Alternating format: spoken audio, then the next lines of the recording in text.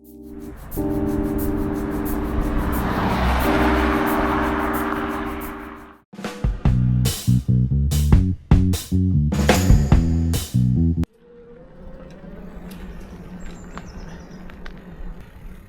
welcome to the second riding video since I broke my leg.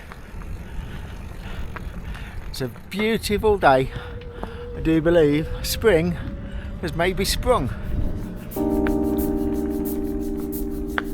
So today I'm riding the e-bike that I mentioned on my last video, and I'm going to run you through a few of the features of it. So the bike is a Hitway BK6-S. I'll drop a link in the description to the website for it and a link to buy it from Amazon if you are so inclined. So the bike is it's quite different, it's quite funky. It's a 20-inch wheeled, 3-inch tired step through bike. It's got loads of adjustability and a nice electric motor. Fully UK legal, of course. So transparency, Hitway actually messaged me and asked me if I would do a review of the bike. And at the time I said yes. And then regular viewers will remember I got hit by an errant e-bike and broke my leg. And this bike arrived while I was in hospital recovering from the broken leg. So it's actually arrived at an opportune time, and I guess in some ways I'm a good example of the market for this kind of bike. So I had a double fracture in the leg, so obviously it's going to be some time before I can put any weight of any sort through that leg. So I do need to get the ankle rotating. So as I'm recording this, I'm 9 weeks from the injury, 3 weeks out of plaster. So it's great to actually have the electric motor to actually enable me to get out and get the broken leg moving without any real load, effort or strain on it. So I'm going to pull up here and run you around, show you a few features of the bike. So starting from the front of the bike, you can see here we've got a 20-inch wheel with this big 3-inch tyre on it. Kind of makes it almost like a fat bike, in that tyre is going to let you go over some quite rough ground without you being thrown around. It's all sitting in a 6-spoked wheel. So no spokes. I haven't taken a wheel out, no need to, but I still don't know if that's particularly light. I don't know actually what the material is. One day I'll find out. But as you can see, we've got a fairly hefty, decent disc brake. It's cable operated disc, and we've got suspension on the forks. So for a leisure rider, it actually allows you to be really, really comfortable. Also on the front, we've got a built-in light. There's also bosses just here. I think they might be for a rack of some sort. On the front steerer tube, just here is a clamp. So it will actually fold up. I'll show you that later, but that will fold down. And you've also got an adjustable clamp here, just under there, for the handlebars. You've also got a further clamp just here that allows you to adjust the handlebar angle. Left hand side, we've got the control panel.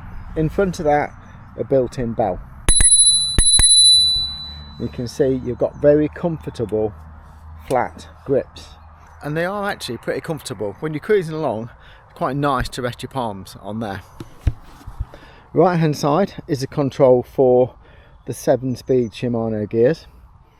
The button here flicks it down, push to come back up, and you've got quite comfortable brake levers.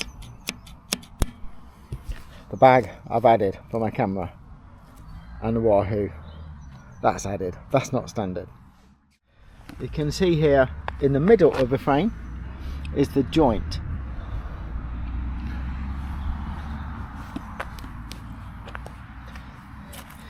This bracket here has got a safety bolt on it that allows you to fold the frame around. It rotates around so you can fold the bike effectively in half. You can see here is the very hefty battery unit. It's a big old battery. I've not tested the range yet, but the other day I did just over 10 miles, pretty much all of it on power 3, the maximum power, and it had a little bit out of it. I've probably done a couple of miles and I think I was at about 40% of battery used. On the back here you can see there's a fairly hefty rack, and on there is a cushioned seat pad. I'm not sure I'd recommend carrying anything other than a small child on there. I don't quite see the point, if I'm honest, because there's no foot pegs and they'd have to be very small. The seat unit has got a suspension unit in the centre there, look. So you've actually got a very hefty padded seat plus that suspension unit. I guess the seat moves maybe a good 2 inches when you hit bumps. It's very, very soft actually. The other feature that comes as standard with the bike is these very nice solid mudguards. You can see they're very sturdy and they're going to give pretty good protection if you do go out in the rain. And obviously they're front and rear. The whole electric motor is in the centre of the hub, just there where you can see. It's a little bit noisier than some bikes I've seen, but it's not bad. It's not bad. You hear it will start to whir as you pedal. On the control panel here, so on your left hand side here, you've got a plus, so you can go up to level 1, level 2, level 3. Those levels do seem to work a little bit differently to the other e-bike that I've ridden. In that the level 1, level 2, level 3 seem to restrict the speed. So level 1 goes up to a bit over 9 miles an hour, level 2 goes to 12, level 3 goes to 15.5. If I'm honest, on level 3, when you accelerate, it's understandable why that woman ploughed into me, because it is pretty fast, you know. So certainly I think riding level 1 and level 2 if you're on a cycle path is sufficient.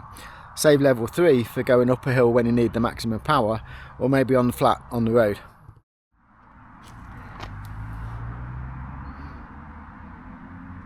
What I found is that the overall riding position is pretty comfortable.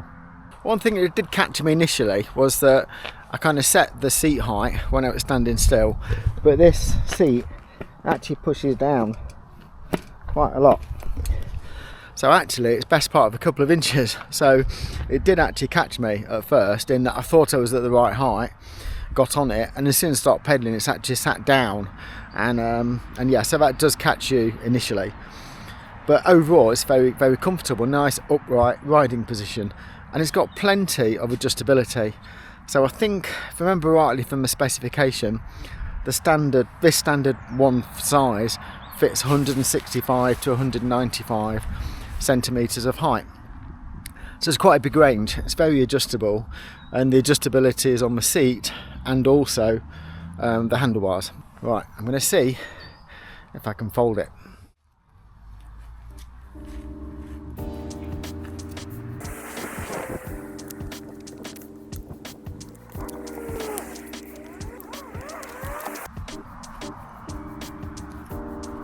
So there, as you can see, it folds up reasonably compact.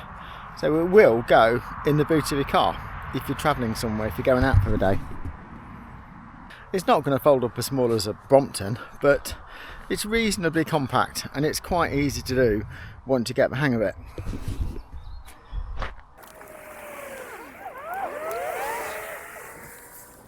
So overall, I think it's a nice leisure electric bike. It's not it's not necessarily the e-bike for a serious cyclist, but its target market of leisure is fine. You know, it's a very nice bike. Weight wise, weighs about 27.5 kilos, which is about par for the course, I think, for this style of bike. It's definitely sturdy, definitely feels pretty strong. I've been over some quite rough terrain on it, and yeah, it's really comfortable. It doesn't bounce you around. It is very, very comfortable. I mentioned the material of the wheels, and I'm not 100%, but just tapping it, it does actually sound like it's aluminium, so I think they could be an alloy. I'm not 100%. And you can see how chunky those tyres are.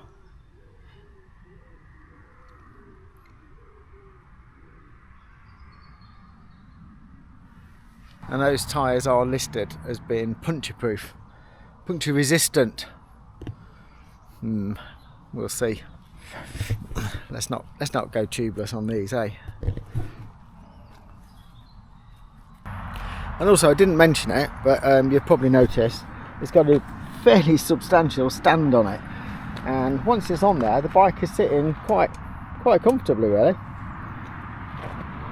So, considering how nice a day it is, it's actually very quiet on this woodland path. So I'm going to head that way.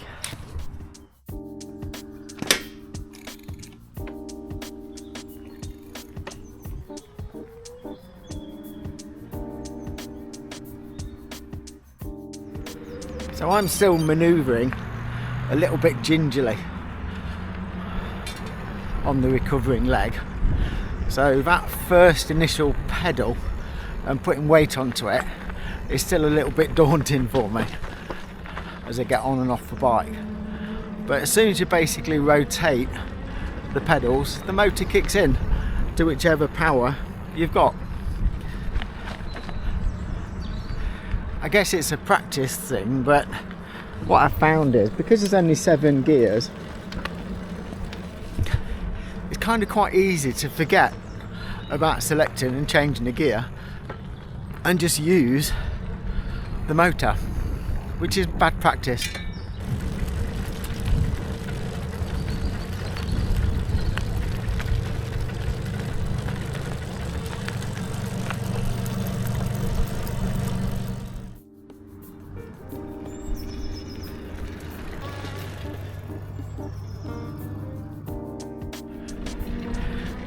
This track on my gravel bike is actually quite rough, but on this it's lovely, really comfortable. Just here is a little uphill stretch, and at the end of a ride, if I'm here on my gravel bike, it's a bit of a drag. It's not steep, it's a bit of a drag, but on this it's really easy. Minimal effort on the left leg, and I'm doing 10 miles an hour. So overall, I think for a leisure cyclist who wants a fairly go anywhere bike,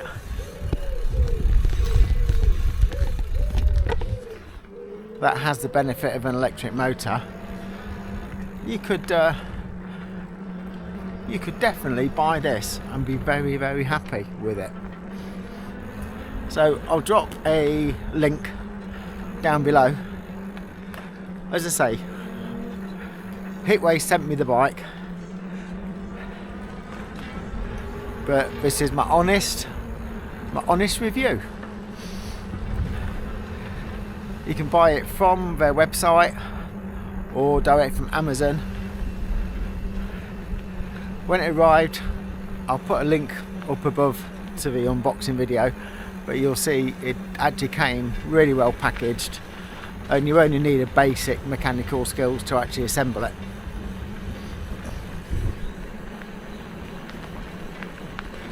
So over the coming weeks, as I'm recovering with my leg, I shall be using this bike a lot. My plan at the moment is to just use this for at least the next couple of weeks, and then gradually bring in my gravel bike. It's easy to ride with the damaged leg, with the recovering leg, because I can step through it, I haven't got to step over it. And of course, as I pedal with my left good leg, the motor kicks in, so my right leg is simply just turning. And I think that is helping to free up the foot and the ankle on the damaged leg. And I can get out in the fresh air, as I am today, with no real effort. And it's great to obviously be out on your bike in the open air. That's good for the soul. On this particular ride, I've done just under 6 miles now, and I'm still showing 5 bars. So I think I've used mainly 1 and 2.